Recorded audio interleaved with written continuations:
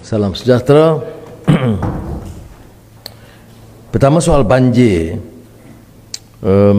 Kita dapati keseluruhan mangsa yang terlibat yang diletakkan di PPS itu mencecah 82,831 orang dan seramai 26,879 mangsa berada di 102 PPS yang masih dijalankan di Johor. Jadi Kabinet telah memberikan ini keutamaan untuk memutuskan supaya semua jentera kementerian melibatkan diri dalam program projek pasca banjir. Ada peruntukan tambahan 150 juta dari Kementerian Keuangan yang disegerakan dan juga dari TPM Datuk Seri Zahid yang telah turun dan mengenal pasti beberapa projek bersama dengan Menteri Besar dan Kerajaan Negeri Johor.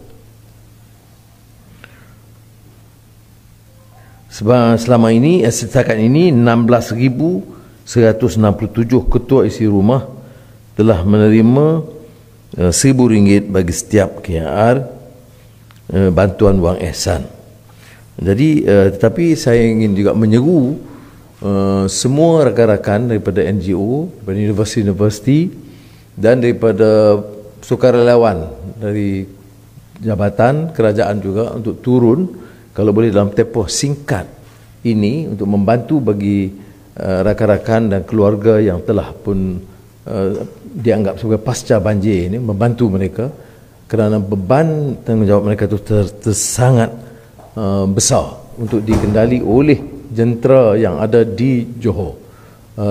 Saya telah hubungi Menteri Besar dan Kerajaan Negeri Selangor untuk memberikan bantuan segera, tapi sekarang ini masa pasca banjir ini memerlukan sukarelawan yang sangat ramai dan keperluan-keperluan asas yang lain, kemudahan yang mereka perlukan seperti pancutan air, apa namanya, water jet ini semua akan ditambah oleh kerajaan. Itu yang pertama. Yang kedua ini ialah beberapa perkembangan semasa. Kita harus tegaskan ya, walaupun apa saja singgungan dan fitnah dan serangan kepada kerajaan perpaduan, saya tegaskan bahawa kita tetap teguh pertahankan prinsip perlembagaan negara. Islam agama persekutuan dengan memberi ruang dan kebebasan seperti dijamin dalam perlembagaan persekutuan dari awal, kebebasan dan hak semua agama lain. Kalau ada beberapa isu yang berbangkit harus dileraikan dengan baik supaya jangan ada perseteruan ataupun salah sangka atau prasangka. Dan ini termasuklah yang dibangkitkan baru-baru ini tentang kunjungan ke masjid yang tidak harus melibatkan kerajaan sama sekali, dan sekiranya ada apa-apa peraturan pelanggaran ataupun menimbulkan sedikit sebanyak sensitiviti kaum, perkara ini harus dileraikan melalui perundingan. Itu yang pertama. Yang kedua, kerajaan ini ada kerajaan dengan dasar jelas ke arah Malaysia Madani, teguh dalam pertahanan nilai dan akhlak dan kukuh dengan semangat kita menyatu padu rakyat pelbagai kaum dan agama. Kita katakan kita inklusif.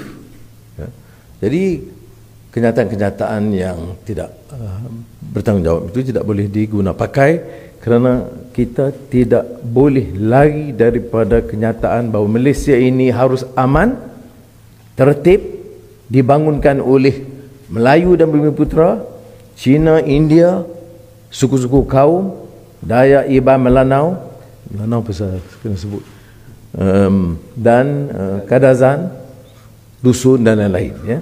Jadi oleh demikian saya ingin tegaskan semula kita tidak akan bertolak ansur dalam hal ini.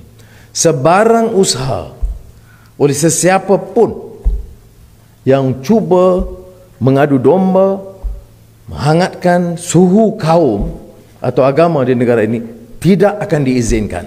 Saya telah mengarahkan seluruh pasukan keselamatan untuk waspada kerana orang yang desperate atau rasa tercabar akan menggunakan sentimen ini, dan rakyat yang miskin akan diupah untuk menimbulkan apa-apa juga kekacauan.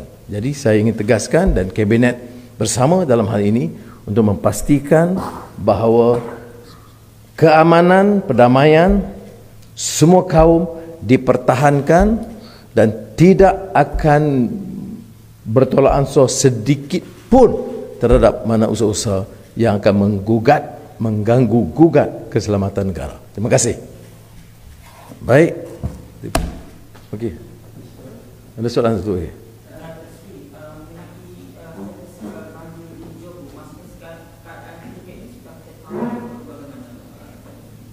Sekarang ini keadaan terkawal, tapi ada usaha-usaha orang yang kehilangan kuasa untuk menggunakan ini, meniupkan sentimen kaum dan agama.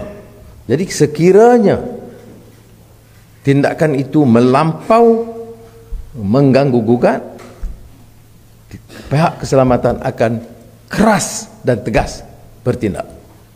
Baik, terima kasih.